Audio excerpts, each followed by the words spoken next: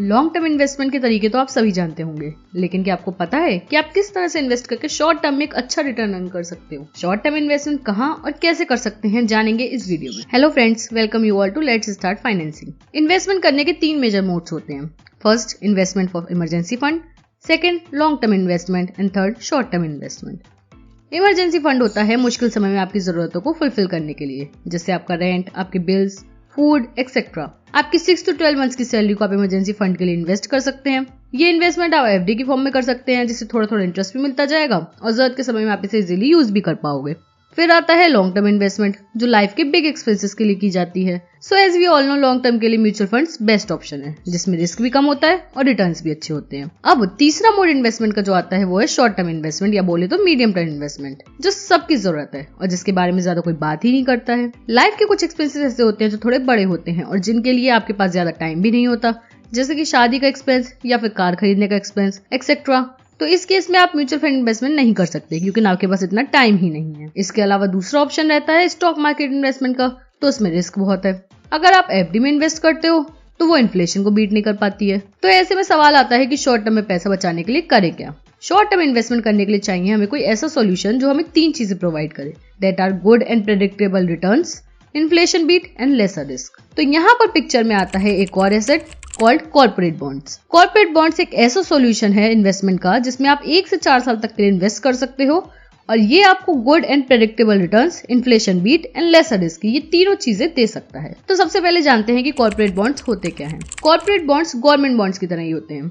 जब किसी कंपनी को किसी प्रोजेक्ट के लिए फंड रेज करना होता है तो कंपनी अपने बॉन्ड्स इश्यू करती है। जो लोग भी कंपनी के प्रोजेक्ट में पैसा इन्वेस्ट करने के लिए रेडी होते हैं, उन्हें कंपनी बॉन्ड्स की यूनिट अलॉट कर देती है और जब प्रोजेक्ट कंप्लीट हो जाता है तो कंपनी लोगों को उनका पैसा इंटरेस्ट के साथ देकर अपने बॉन्ड्स को वापस ले लेती है। यानी जब लोग बॉन्ड्स वापस करते हैं तो उन्हें उनका प्रिंसिपल अमाउंट जो उन्होंने बॉन्ड परचेज करते टाइम दिया था वो तो वापस मिलता ही है, और उसके अलावा उस अमाउंट पर इंटरेस्ट अलग से मिलता है। बहुत टाइम से कॉर्पोरेट बॉन्ड सिर्फ बड़े बड़े लोगों और कंपनीज तक ही लिमिटेड थे, क्योंकि अगर बड़ी कंपनीज या लोग इन्वेस्ट करते हैं तो एक ही कंपनी या एक इंसान करोड़ों रुपए के बॉन्ड परचेज करता है, जिससे जो कंपनी बॉन्ड इशू करती है उनके लिए इजी हो जाता है। लेकिन अब धीरे धीरे ये कॉर्पोरेट बॉन्ड्स रिटेल इन्वेस्टर्स तक आना शुरू हो रहे हैं, यानी कि वो बॉन्ड जिनके बारे में आपको मालूम तक नहीं है वो अब आपके लिए अवेलेबल हो रहे हैं। अब सवाल आता है कि ये बॉन्ड्स करते क्या हैं।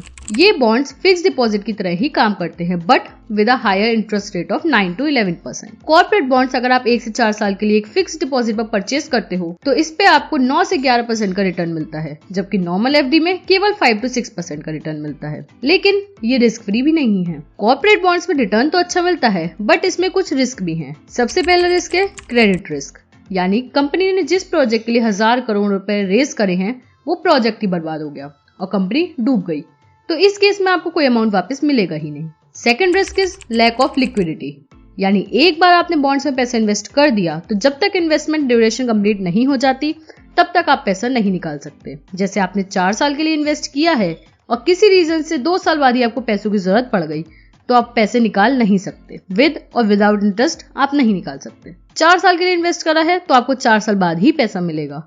तो इमरजेंसी फंड के लिए कॉर्पोरेट बॉन्ड चूज करना is not an option. And the third risk is fraud risk, मतलब जिस कंपनी के प्रोजेक्ट के लिए आपने पैसे दिए वो कंपनी एक्चुअल में थी ही नहीं, या उस कंपनी के पास इतने कोलेटरल्स थे ही नहीं कि वो आपका पैसा लौटा सके। तो आपको एक ऐसा सॉल्यूशन चाहिए जो इन तीनों ही रिस्क से आपको सेफ्टी दे सके।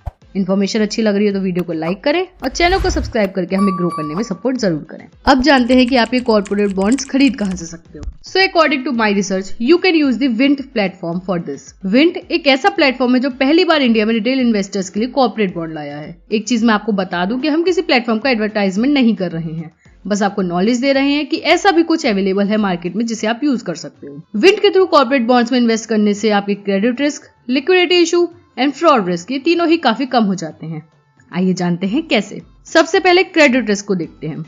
तो क्रेडिट रिस्क को कम करने के लिए सबसे बेस्ट ऑप्शन है कि जितने अमाउंट के बॉन्ड्स कंपनी इशू कर रही है उससे थोड़े ज्यादा अमाउंट के कंपनी के कोलेटरल हमारे पास रहें। यानी अगर कंपनी 500 करोड़ के बॉन्ड्स इशू कर रही है तो हमारे पास कंपनी के 700 करोड़ के कोलेटरल हो। साथ ही साथ उन कोलेटरल्स की क्वालिटी भी हो, यानी वो कोलेटरल्स एक्चुअल या फिक्स कोलेटरल्स हो जो टाइम टू टाइम चेंज ना होते हो। तो विंट की टीम ये सारे क्वालिटी चेक्स करने के बाद ही कंपनी को बॉन्ड्स को अपने प्लेटफॉर्म पर लिस्ट करती है। अब सेकंड आता है लिक्विडिटी इशू। तो इसके लिए विंट ने एक बहुत ही अच्छा कॉन्सेप्ट यूज करा है और वो है अमोर्टाइज पेमेंट्स का। विंट पर अगर आप किसी बॉन्ड में इन्वेस्ट करते हो तो आपके इन्वेस्टेड अमाउंट का 1/3 पोर्शन आपको इन्वेस्टमेंट ड्यूरेशन के 1/3 टाइम में विद इंटरेस्ट वापस मिलता रहता है। जैसे मान लीजिए आपने 30,000 रुपए इन्वेस्ट करे 2 साल के लिए, तो 2 साल का 1/3 टाइम हुआ 8 मंथ्स एंड 30,000 का 1/3 अमाउंट हुआ 10,000। तो हर 8 महीने आपको 10,000 रुपए और आपके इन्वेस्टेड अमाउंट पर लगने वाला इंटरेस्ट का अमाउंट आपको वापस मिल जाएगा। यानी पहले 8 महीने में आपको 10,000 रुपए और 30,000 पर अर्नड इंटरेस्ट मिलेगा। फिर नेक्स्ट 8 मंथ्स में 10,000 रुपए